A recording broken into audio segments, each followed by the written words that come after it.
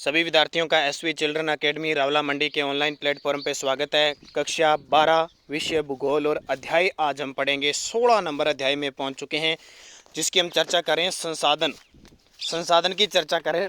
हमने वर्गीकरण बताया था सिर्फ जैविक अजैविक क्या होता है। अब इस अध्याय में हम पूरा अध्ययन करेंगे कि जैविक क्या होता है, अजैविक क्या होता है, कैसे उनका उपाय किया जाता है, कहाँ कहाँ मिलते हैं, उन सब की विस्तृत चर्चा हम इस अध्याय में करने वाले हैं। तो आप 15 पाठ हमारे पूरे हो चुके हैं। उन 15 पाठों को बढ़िया तरीके से पढ़ें, क्योंकि जल्द ही आपके टेस्ट शुरू होने वाले हैं। तो उस टेस्टों में आपको ये कितने पाठ दिए जाते हैं, उसी हिसाब से मैं आपको शेड्यूल जब स्टार्ट होंगे बता दूंगा। तब तक आप इन्हें पढ़ते रहिए ताकि आपका बढ़िया तरीके से, क्योंकि टेस्ट ज़रूरी है। और आपको पता है कि अब की बार सत्र थोड़ा ही छोटा ही चलेगा। नवंबर में आपका स्कूल लग जाएगा और फिर देखो नवंबर, कभी दीपावली की छुट्टियां आ गई, दिसंबर, जनवरी, फरवरी और मार्च में फिर एग्ज़ाम शुरू हो जाएंगे। तो बढ़िया तरीके से आप उन्हें पढ़ें ताकि किसी भी प्रकार की समस्या आपको न हो। और कोई समस्या है तो आपका जैसे ही अपना विद्यालय लगेगा उसमें हम सॉल्व करेंगे, क्योंकि ऑनलाइन से जितनी हो पा रहा है हम आपको दे रहे हैं। तो बढ़िया मेहनत कीजिए। अच्छे दिन है, पढ़ने के दिन है, सुबह शाम जैसे भी है आपको टाइम मिलता है आप इसे दोबारा रिवीजन कीजिए। लिखिए, लिख के नोट्स बनाइए, हर एक पार्ट के नोट्स बनाइए ताकि दोबारा जब आप रिवीजन करो तो आपको किताब उठाने की ज़रूरत न पड़े। तो स्टार्ट करें। Biotic and non biotic resource यानी जैविक, जिसमें जीवन पाया जाता है, अजैविक जिसमें जीवन नहीं पाया जाता, जैसे कोयला है, जल है, पृथ्वी है, पठार है, खनिज है। जैविक पशु है, पौधे हैं, मनुष्य आ जाता है उसके अंदर। तो ये चीज़ें सारी जैविक के अंदर। देखिए, बहुत सारी बातें हम इस पाठ में पढ़ चुके हैं। पिछले पाठ में, पिछले अध्याय में संसाधनों के वर्गीकरण से ध्यान में आता है कि संसाधनों को उत्पत्ति के आधार पर जैविक और अजैविक संसाधनों में वर्गीकरण किया। ठीक है। जैविक संसाधनों के अंतर्गत संपूर्ण धरातल का जैव जगत सम्मिलित है। इसी प्रकार अजैविक संसाधनों में भूमि है, जल है, खनिज संसाधन सम्मिलित होते हैं। यानी जिसमें जीवन नहीं पाया जाता वो सारे अजैविक में आ जाएंगे। अध्ययन और महत्व की दृष्टि से इस आशय में हम पशु संपदा, वन, मत्स्य जैसे जैविक संसाधनों का व जल व खनिज जैसे अजैविक संसाधनों का भारत के संदर्भ में अध्ययन करेंगे। सबसे पहले आती पशु यानी जंतु जगत है, वो जैविक संसाधन है ना, तो पशु संसाधन पढ़ेंगे। और आपको पता है पशु संसाधन भारत में ब्राज़ील के बाद 2 नंबर पे भारत आता है पशु संसाधन। तो देखिए, पशु संसाधन बात करें, भारत आदिकाल से ही ग्रामीण और कृषि प्रधान रहा है। जहाँ लोग खेती करते हैं, कृषि करते हैं, वहाँ जाहिर सी बात है पशु होंगे। अतः कृषि और सहायक कार्यों में पशुओं का विशेष स्थान रहा है। खेती करने, बोझा ढोने, यातायात साधन के रूप में वह दूध, दही, मक्खन, घी, पनीर, छाछ, खोया जिसको मावा, ऊन, चमड़ा, कंपोस्ट आदि खाद आदि की प्राप्ति में पशुओं की महत्वपूर्ण भूमिका रही है।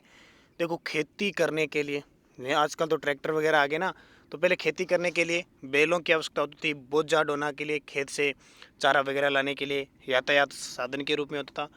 अब जिसके घर में गाय भैंस है या कुछ भी है पशु के रूप में, जिससे दूध आता है, दूध से अगर किसी के घर में दूध है तो दही आ जाएगा, दही बनेगा तो मक्खन मिलेगा, घी, पनीर, छाछ देखो कमी नहीं है कि लोग मांग के खाते हैं ना।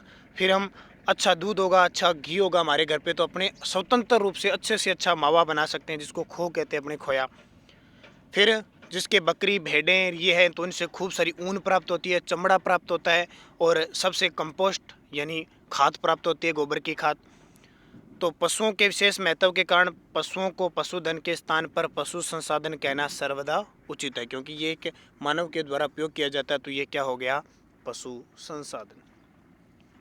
महत्व, भारत में पशु संसाधन का महत्व स्पष्ट करते हुए डॉक्टर डार्लिंग ने लिखा है कि इसके बिना खेत बिना जूते बोए पड़े रहते हैं। यानी पशुओं के बिना, उस समय की बात है, आज की बात नहीं कर रहे हैं। आजकल तो थोड़े थोड़े विलुप्त होने लगे हैं, लोग बैलों को पालना भी बंद कर रखा है। तो डार्लिंग ने लिखा है कि इसके बिना खेत बिना जूते बोए पड़े रहते हैं, खलिहानों उद्यानों के अभाव में खाली पड़े रहते हैं, तथा एक शाकाहारी देश में सबसे अधिक दुखदायी बात यह हो सकती है कि यहाँ पशुओं के अभाव में घी, मक्खन, पनीर व अन्य पशु उत्पादों और पौष्टिक पदार्थों की प्राप्ति का ही अकाल पड़ा हुआ है। लेकिन वर्तमान में ट्रैक्टर, हार्वेस्टर होता है, ट्रैक्टर के पीछे जितने भी जोतने वाले जितने उपकरण हैं, पंपों, नहरों, विद्युत की अधिक आपूर्ति और परिवहन के साधनों के कारण धीरे धीरे पशुओं पर निर्भरता कम होने के कारण इनका महत्व तेजी से घटता जा रहा है। भारत में पशु संसाधन का महत्व निम्न प्रकार समझा जा सकता है। देखिए कितना महत्व है, फिर भी आज की जनता अपनी सुख सुविधाओं के लिए पशुओं को त्याग रही है कि कुछ न करना पड़े और दूध मोल कर लें। अरे भाई, सारे पशु छोड़ दोगे, सारे पशु कोई पालोगे नहीं, तो एक बात देखो कि दूध आएगा कहाँ से, दूध आएगा कहाँ से। तो इस प्रकार की प्रक्रिया यहाँ चलती है।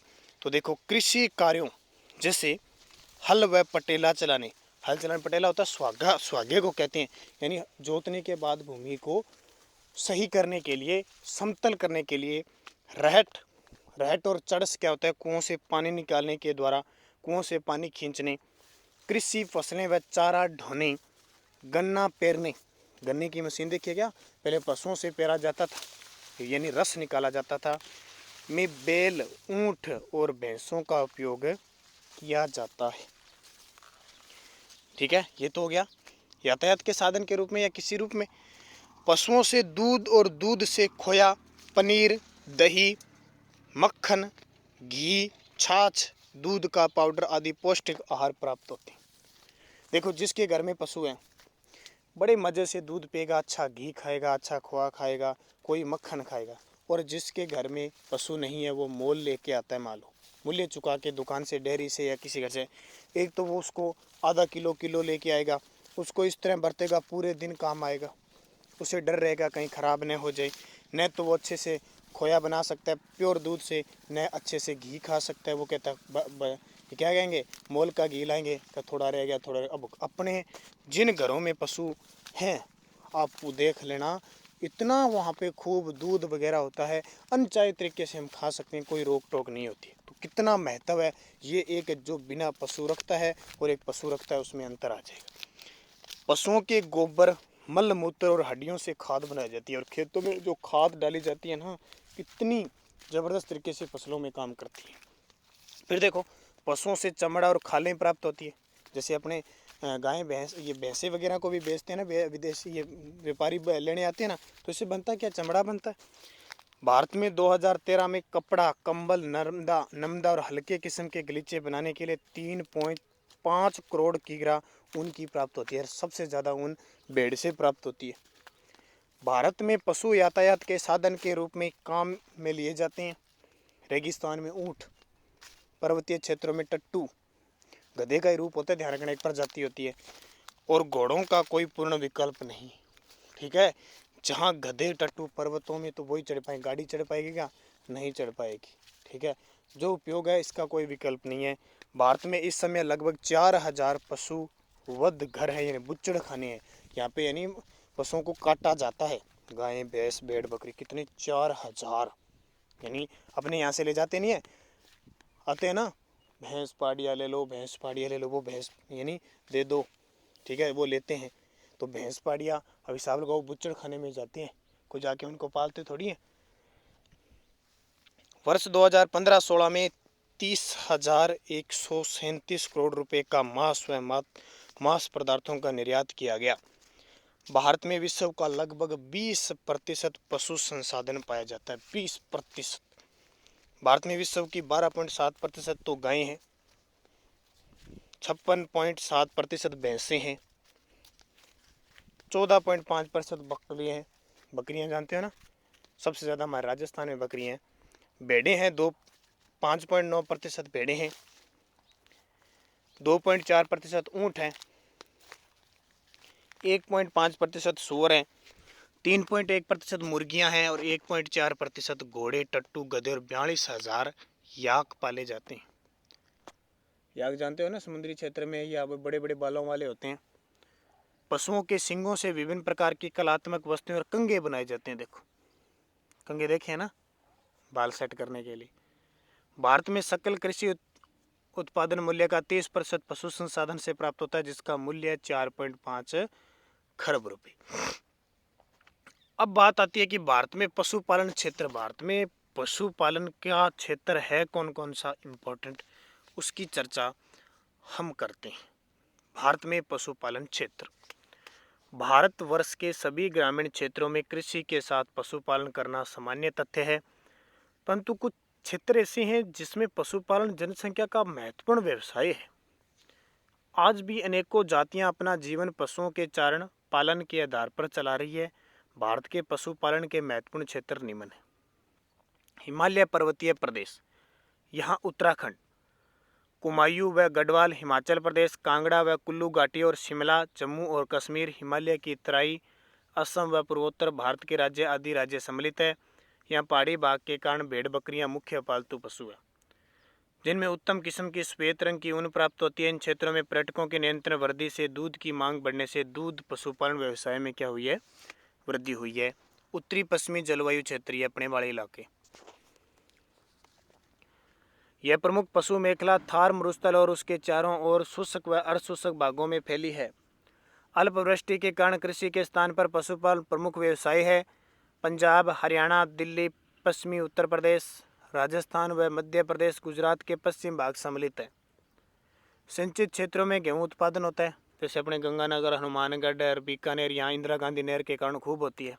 पंजाब में, हरियाणा में गेहूं का भूसा चारे के लिए काम में लिया जाता है, जिसको अपने तूड़ी कहते हैं। वर्षा ऋतु में बोए गए ज्वार, बाजरा और प्राकृतिक चारे से पशु पाले जाते हैं। यहाँ मुख्यतः ऊंट, भेड़, बकरियां, गायें, घोड़े, खच्चर, गधे पाले जाते हैं। 3 नंबर है पूर्वी व पश्चिमी तट, इसमें पूर्वी उत्तर प्रदेश, बिहार, पश्चिम बंगाल, असम, उड़ीसा, आंध्र प्रदेश, पूर्वी तमिलनाडु, केरल की पश्चिमी समुद्री तटीय पेटी सम्मिलित है। पर्याप्त वर्षा और आवश्यक तापमान के कारण चावल प्रमुख फसल है। चावल की पुआल या डंठल, जिसको कहते हैं पराली, जिसको आप कहते हैं ना पराली आगे, ये चावल की होती है। चरी मुख्य चारा है। भैंस से दूध प्राप्ति और भैंसों से कृषि कार्य किया जाता है। ठीक है, भैंसा जिसको अपने सांड कहते हैं ना, आम भाषा में जोटा कहते हैं, जोटा। लोग इसे खेती भी करते हैं, अपने जैसे बैलों को प्रयोग करते हैं वैसे उनको भी प्रयोग करते हैं। मध्यम वर्षा वाले क्षेत्र, इसमें दक्षिणी उत्तर प्रदेश, मध्य प्रदेश, पश्चिमी आंध्र प्रदेश, तमिलनाडु, पश्चिमी तमिलनाडु, कर्नाटक व यूपी, महाराष्ट्र सम्मिलित है। कम वर्षा के कारण ज्वार, बाजरा मुख्य फसल है। यह भारत का प्रमुख भेड़ पालन क्षेत्र है। भारत में सबसे ज़्यादा भेड़ें आंध्र प्रदेश में पाई जाती है और विश्व में सबसे ज़्यादा ऑस्ट्रेलिया में और हमारे राजस्थान में बाड़मेर में। किंतु घटिया किस्म की ऊन प्राप्त होती है। नलकूप और सिंचाई सुविधा वाले क्षेत्रों में उन्नत नस्ल की गायें व भैंसें पाली जाती है। अब कल पढ़ेंगे प्रमुख पालतू पशु कौन कौन से हैं, जिनके बारे में लगभग आप जानते हो, इनकी क्या उपयोगिता होती है। ठीक है, लेकिन फिर भी हम इनको पढ़ेंगे।